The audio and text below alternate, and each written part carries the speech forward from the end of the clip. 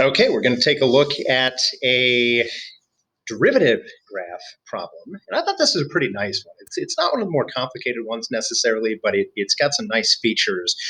Again, when I do these videos, I'm really looking for problems that exhibit as many different things that I see again and again and again. Because as you know, the way the scoring on the AP exam works, you're shooting for 5 or 6 on average on free response questions. And so if you're shooting for that kind of high 4, low 5 range. And as a result, if you knock out the stuff that's on every AP exam, you're going to do great.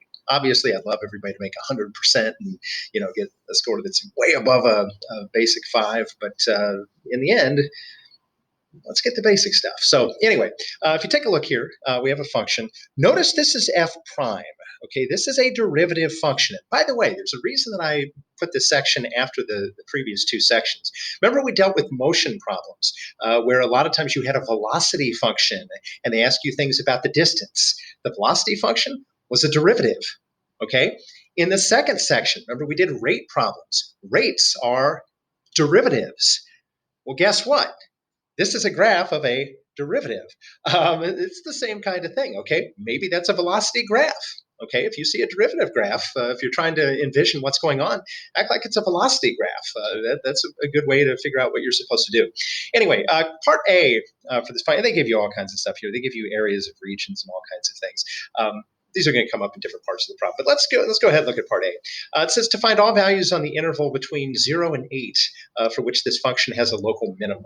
Okay, remember, a function has a positive derivative when it increases. It has a negative derivative when it decreases. The derivative is 0 when it's leveled.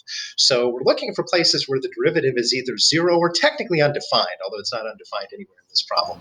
Anywhere where the derivative is 0 is a possible turning point. You can see this is f prime, remember. So f prime is 0 here at x equals 1. F prime is 0 here at x equals 4, and f prime is 0 here at x equals 6. So I put together a little number line here, not required for this problem to get the points, but it's a good way to do it. Remember, we're just looking at what the sign of the derivative is, the sign of f prime. And notice, f prime has all positive values to the left of 1. So that means the original function f was increasing if its derivatives are positive. Okay, f prime is positive in this whole region between 1 and 4. Okay, so function f was increasing again. We see between 4 and 6, f prime is negative. So function f was decreasing there. And we see after 6, the values of f prime are positive again. And so function f would have been increasing on that stretch. Okay, now if we put all this together, we want to know where there's a local minimum. Remember, a local minimum is where the original function f went from decreasing to increasing, where the derivative, where f prime, goes from negative to positive. Okay, and we can see here f prime goes from negative to positive there at x equals 6. So you can say something like a relative minimum occurs at x equals 6 because f prime changes from negative to positive. Don't say increasing to decreasing. If you talk about an increasing or decreasing derivative, you'd be talking about a rate of change of that derivative, and that would actually be the derivative of the derivative. That would be f double prime. Okay, let's take a look at the answer for this. Let's see what they did.